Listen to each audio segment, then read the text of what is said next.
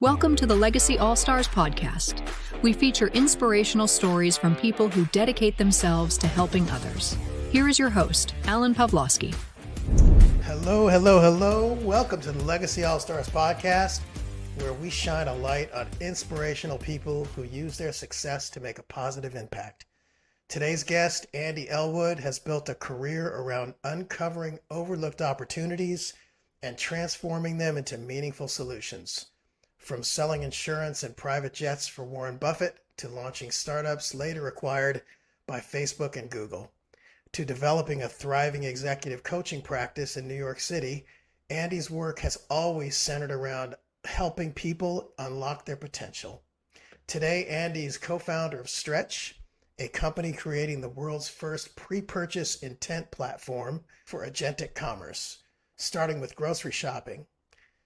Stretch gives everyday families the kind of insight and influence traditionally reserved for large corporations, establishing a new standard for trust, fairness, and connection in consumer tech. In this conversation, we will explore Andy's philosophy that the future is already here, just not evenly distributed, and we dig into how his unique career path shaped his mission to ensure technology serves everyone. Andy, welcome to the show. Good to have you. Hey, thanks so much for having me. It means a lot to be here. All right, fantastic. I know we're going to hear about Stretch. I want to ask you a few preliminary questions first to give context to our audience. You've had a remarkably diverse career, from selling jets to building startups to coaching executives. What through line connects all of those chapters for you? I would say that curiosity is a superpower. That when you have the opportunity to learn something from anyone that you meet, whether just everyday life, your barista, your Uber driver, or the executive who's sitting next to you on an airplane, there's something that they know that they're really good at that you have the opportunity to learn from. And so I approach just about every conversation I have as, what's this person's thing that in however long we have together, they might be able to share with me and impart a little bit of wisdom. And just that curiosity has unlocked a lot of doors because I asked maybe one more question than others would have. And that served me very well in my career. Yeah, we have two ears and one mouth for a reason, right? Exactly. Yeah. When you think back to the early part of your career, what moments shape your belief in seeing possibilities where others see limitation? I was always ambitious in a way that kind of surprised my parents. Always thinking about maybe one or two steps ahead. And not because of the way that I was raised, it's just kind of a little bit of, that's just who I was. I started my first company when I was 12, a lawn mowing company in Texas, and was making almost as much money in my senior year of high school as most people made when they got out of school. So I almost didn't go to college. I was like, wait a second, why would I wait 4 years to make this amount of money? And I was always looking for ways to have feedback loops. So I got into sales because, you either sold something or you didn't. You either increased the size of your pipeline or you didn't. And that feedback loop really has kind of fueled a lot of the ways that I think about just the way I structure my life, the way that I think about approaching problems, the way I think about building my network, the way that I think about the friends that I choose to spend time with, or the ways in which I get involved with projects. I really love the idea of being able to just think about, what are the incentives, right? If you know what the incentives are, you'll know what the outcomes could be. And I think that has been, for me, something that very early on in my career, I really loved thinking about, okay, what do I control in this situation? There are so many things that I have no control over, but if I can find the one thing in a situation that I can control and I can optimize for that, I'm going to feel better about being in new territories. I'm going to feel better about being around things that are different than anything else that I've experienced. If I can look for, what are the incentives in the situation and what are the things that I can control in those outcomes? And I think that started, from selling life insurance, because, if you can sell life insurance, you can sell just about anything else, right? Everything else is an easier conversation than, have you thought about your death recently? Everything else is easier. But I got pretty good at that conversation. I was rookie of the year, my first year out of college, selling more life insurance than the other 23-year-old in America. And just kind of a little bit of competition, but a lot had to do with understanding incentives and understanding how to keep score in situations that were maybe a little bit more ambiguous. Yeah. I mean, look, life insurance is a tough sell, but on the other hand, it's an important cog in one's financial future. And so I've always been a believer, have it myself, and of course, very highly recommend it to anybody who wants to protect their family from unexpected consequence. So Yeah. Yeah. I still have the policy that I sold myself at the tender age of 24. nice. Nice. I've been dying to hear about Stretch in a little bit more granular detail. Tell us about Stretch, especially about pre-purchase intent, and what problem did you see in the marketplace that sparked the idea? When you think about the innovations that happen, there are a lot of really good features that get built disguised as companies on the seller side of things. There's a lot of things that help companies sell more things to shoppers. And building any company is hard, but building a company where you know exactly who is going to buy this, and here's the thing on their P&L that you're going to change by 5 to 15% a year. There are amazing people building amazing companies that do that, but they're features inside of an existing system. Category defining companies that I really look up to, that I have been studying and thinking a lot about in my career, are companies that build an entirely new way of thinking about things. I'm inspired by companies like Zillow, who thought about the person buying the house as opposed to the person, the retailer selling the house. They said, hey, home purchaser doesn't have good information. They don't have everything that they need to know about this, except for what's being controlled by the person who's doing the sale. And obviously that's tainted information. Let's give them access to information. Let's have them be able to make those choices themselves. Expedia, same thing with travel. The purchasers were not necessarily saying colluding, but they were keeping a lot of information away from the traveler. And same thing with like AutoTrader and Cars.com, right? When people have information, it disrupts an industry, but it allows the industry to operate much more efficiently. It allows aligned interests in disclosure of information and things along those lines. The top 4 uses of household GDP, it's your home, it's your travel, it's your automotive, and it's groceries. Groceries hasn't really changed that much since the Roman Empire, if you really think about it. We all still go to a predetermined place, a marketplace, that has a bunch of stuff, and we hope that the guy at this stall is selling it to us at a fair price and that it's good quality. But we're not going to all the other stalls first, comparing and contrasting. Similarly, most Americans are within 5 miles of 10 to 12 different grocery stores. And they're not checking all the stores before they make their purchase. They're kind of just going to the one that is close by, or the one that they know the manager, the one that has good lighting in the parking lot. And so my question was, what would it look like to give shoppers the information so that before they left their house, they could know that turning left or turning right out of their driveway could save them 20 or 30%. So that's where I thought about that, was on the grocery list, right? Getting things started on a grocery list. There's 26 billion trips to the grocery store in America every year, and 90% of those have a grocery list of some kind.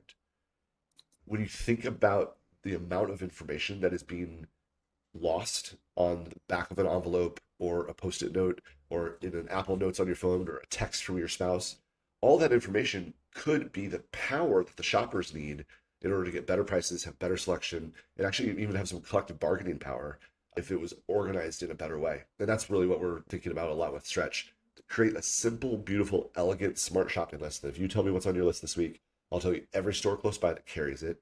And then eventually we'll build in online purchases as well. And it's not always about price. It's about having the perfect information to understand that, hey, today I've got a little bit of extra time, so I'll drive a little further to save $50. Or I just need to know the store that's in this neighborhood that carries the things that I need to go to this birthday party or to go to the potluck, or on my way home and I just need to pick things up. Not every store carries all products. And so being able to have all of your choices in one place, very visible, searchable, just like you would on kayak.com when you're buying a flight, what would that look like for groceries? And so that's kind of what the inspiration was. Cool. I know it empowers family. It's going to help save them money. Is there some kind of aggregating feature that allows you to say, here's my list for today. Which store best optimized my budget based on the list that I'm shopping for today? Yeah, exactly. So we're doing comparison across your entire shopping list, not just individual items. That wouldn't make a whole lot of sense. You're not going to change stores because you can save 25 cents on penne pasta. But across a $250 shopping list, you can save 20% by turning left instead of turning right at the intersection. That's possible. Makes total Down the sense. line, we can imagine a world where Walmart just announced their partnership last month with OpenAI, Mhm. basically signaling that where purchases are being made is not just going to be Walmart.com and not just going to be the Walmart app, but there are going to be other places where that information should exist. And we're really excited about that because once the retailers start to signal that they're open to this agentic Transparency. future, yeah, Yeah, some yeah. transparency, Uh-huh. I don't think that ChatGPT is going to allow me to compare Walmart's prices to Target's prices. So I think that there will be some controls there that the retailers will still have. But that's where we're hoping to be able to step in as more and more retailers say, this is the future. We're going to say we're the agent or we're the advocate for the shopper. So if you were to give me your shopping list this week, our agent one day will go out on your behalf and say, here's a family that typically spends $400 a week. These are the types of things that they buy. What's the best that you can do for them? We've spoken with the former co-founder of Priceline, and he said that once you get a few stores that are willing to participate like that, everybody else has to fall in line, and that's what we believe is going to happen. And it's going to happen pretty quick. Yeah, makes sense. You often talk about technology serving everyone, not just the privileged few. Where did that conviction come from for you? It goes back to being the kid who had a little bit extra money when I was growing up. Like I bought the first computer that my family had. I paid for it with money I made from mowing lawns. But I realized that, that was a privilege, right? A privilege that I was able to go earn, some cash, that I had the free time, the flexibility, and the parents that supported me at an early age. I saved up and bought a truck on my 16th birthday. I was the only kid who bought their own car on the 16th birthday amongst my group of friends. And again, I had the privilege of being trusted with that power, I guess, the ability to move where I needed to move. And that allowed me to earn more money, mowing more lawns and being able to, drive my younger brother and his friends around to have them help me with mowing lawns. And so I always kept finding that there was certain tools, whether it was a new computer or it was a truck or eventually, buying the first Blackberries or buying one of the first iPhones, buying better and better technology. It was always a privilege to me. And I worked pretty hard for it. I didn't grow up in a family that was giving me anything. My parents were very supportive. They're like, hey, if you can go figure that out, go for it. But I think that what I've realized is that people don't rise to the level of their potential. They rise to the level of their expectations. And Right. so I'm always looking for things that cause me to increase what my expectations are of the world and encourage others to do the same. It's based on the family you were born in, based on the neighborhood you were born in, based on the country you were born in, or the religion or the gender, whatever it is. There's a lot of old stories that have been told about what that means. And I think that we're seeing more and more as we evolve as a society, as we evolve in understanding the information of what societies look like all around the world, that there's a lot of different ways that things can happen. And as individuals, we need to find the ways that work best for us and the things that we can be most proud of. Yeah, I love that. That's great. What has surprised you most about consumer behavior as you've built Stretch? We spent August talking to over 1,000 shoppers in 47 different states. And we published a white paper about shoppers' point of view. And I think one of the things that was surprising when we got dug into the results and got to talk with shoppers, but then also talk with grocery executives from across the country and in all different parts of the supply chain, was that grocery is everyone's problem now. Yeah. When we asked shoppers, how much has your behavior changed over the past 6 months? So since January of 2025 to August of 2025, the people whose behavior had changed the most were upper middle class and upper class families. I was struck by that. I was like, why on earth is that happening at the upper ends of the marketplace? I would think the rising cost of groceries, like we're talking about lower income families, blue collar families, lower middle income families, but it was the upper middle class and upper class families. And when we dug into the numbers, it's because lower class families have traded down as much as they possibly can already. Mhm. They're already coupons only and discounts only and store brands only. But the upper middle class families are for the first time feeling the pinch in a way that they really hadn't previously. And food has become something that stresses out. I think it's 84% of Americans right now are stressed out by the cost of food. And that's just from the entrenched inefficiencies in a legacy industry like the grocery industry. There's not a lot of accountability. There isn't pricing transparency. And so there isn't anybody forcing those innovations to actually lead to lower prices. In 2005 to 2025, it's almost a 3x the profit margins for grocery stores. They're always razor thin, but to 3x over that period of time when it should be innovations happening that are making it cheaper, that are making it more efficient, that are making it quicker and faster to store and refrigerate food. It's surprising that in the richest country in the world that we have people who have fears about their next meal. And that's the thing that just keeps causing me to jump back in and try and build what comes next. Yeah. Well, you've built companies that were acquired by giants like Facebook and Google. What have those experiences taught you about innovation and timing? The big thing, especially with those big acquisitions, is when you're starting a company, you have to understand what your time horizon is and how long you're willing to fight that fight.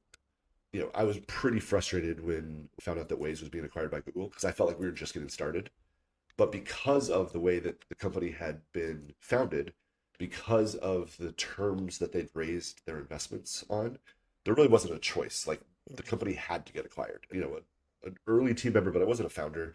It was fine for people, at my level. It was fun to say that we got acquired by Google, but I really wish we would have got to keep building because mapping technology was just getting started when that acquisition happened in 2012.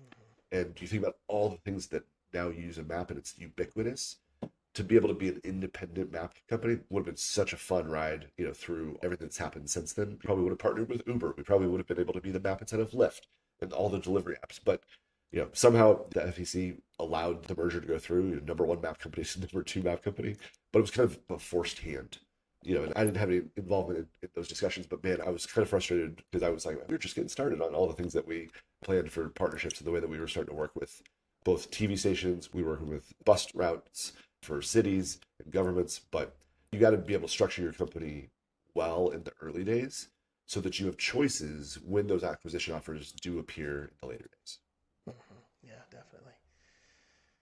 Coaching high-level executives also has given you a unique window into human potential. What common patterns have you seen that hold people back?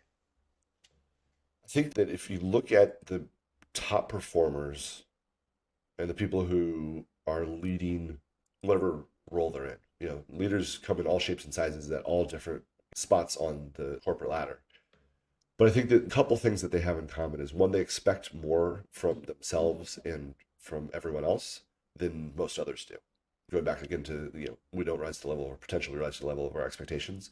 They expect their teams to always be at their best, and they're constantly looking for ways that they can unlock the potential of their teams to meet those expectations, to have everybody on their team have those expectations of themselves. And so I think that that's one thing. But the other thing that I know about most leaders is that they have an incredible inferiority complex and a imposter syndrome just about all the time. It doesn't matter what they've achieved. It's always kind of waiting around the corner to pop in and be like, is that enough? Is that enough? And so I think one of my favorite investors, Josh Wolf, Lux Capital, he frequently says, chips on shoulders, put chips in pockets. And I think that if you spend much time with some of these leaders, there's always something that's underlying that's driving them, whether it was their relationship with their family growing up, it was they got passed over for a job early on in their career, they gave it a shot one time and it didn't work out, but they're trying again. There's always something that's underlying, and sometimes you'll find out what that is, and other times you won't. But as a coach, I have to say I had some of the best due diligence you could possibly have on these companies because I knew what the founders and the CEOs were afraid of. And so it was fun to be able to be that confidant where they could actually say the quiet thing out loud with no repercussions, right? Being able to hold that space. They're not sure if they believe it, but it has to get outside their head before it can really be evaluated. And some people are like, I'm going to quit my own company tomorrow. I was like, okay, how does that feel? How does it feel to have it out in the world? And sometimes it was just like, okay, I needed to say it out loud and that's all there was. And other times it was, all right, let's start working on a plan. Let's start putting things in place so that that's a possibility. If and when that time comes, you can do it in the least disruptive way possible. Yeah, got it. This show's all about purpose and legacy. What role does purpose play in your work today, and how has your definition of purpose evolved over time? I think it's an ever-evolving definition and one that is constantly informed by each experience that we have. That when we bump into somebody cosmically for a 30-minute podcast or for, a 30-year relationship. There's the opportunity to glean a little bit, and King Solomon says, as iron sharpens iron, so one person should sharpen another. And I think about that a lot, that, each person that I spend time with, I want to get as deep as I can, as fast as I can. And I feel like my purpose is to make room for many. There's a quote by Emerson that says, there's always room for a man of force, for he makes room for many. And I love that thought, that like being a force means that you can do it on behalf of others. I've been told that I have big brother energy, and I love that. I'm very okay with that being how people kind of see me and reference me, because I'm the oldest of 4 kids, but I also give really good hugs, and I'm 6'3". And so sometimes, I just get to, get in there and give a hug to somebody who needs it. But I try and kind of live life with that type of generosity, that, hey, I've got some extra energy. I've built some capacity in my life. If I can offer it to somebody in a moment where they need it, that's a huge, huge thing for me. My favorite movie is The Princess Bride, and Fezzik the Giant, is, Of course. Such an amazing character played by Andre the Giant. And there's a scene where the protagonist is trying to get through a crowd, and he's stuck, and he's small, and he can't see over the crowd. And Andre the Giant just goes, "Everybody move!" And the crowd parts, and the protagonist is able to go do what he was meant to do. And that's kind of like what I try and think about for the people that I surround myself with. Like, can I part a path, or be a part of opening up a path for people to find their higher calling? And that's what I feel like I've been given the capacity in my life to be able to do. That's really the closest thing to the consistent purpose that I think I've had through everything that I've worked on. Wow. You had me at Princess Bride, man. One of my favorites. It's always been in my top 5. Yeah. Always will be. I really hope that they never try and remake it. They should not. I actually was just talking to my wife about this. There's a live event. It's somewhere in Napa Valley here that I'm going to attend, because I'm just a Princess Bride freak. But basically, there's a show at the Uptown Theater in Napa where Carrie Elvis is doing live. They're going to show the movie, and then there's going to do live Q&A afterward. And I just love that. look forward to that. It's going to be wonderful. Wow. Let me just ask you this one last question before we move on. If you could distribute one insight into the world more evenly, something you think everyone should understand, what would it be? You have what it takes. That the highest highs and the lowest lows, you already have what it takes. That you have a 1,000% success rating on making it through the hardest days you've ever had. And it is probably the thing that I question the most every time I step in to do the next thing is, do I have what it takes? And I've done some things, but it's still a question that I ask all the time. And I think that if we're all honest with ourselves, like, we actually know that, but sometimes it's easier to just be like, no, I'm not going to muster the courage that's necessary. And so I think that I see far too many people stop just before it gets good. Yeah. And I want to just encourage everybody to just take one more step.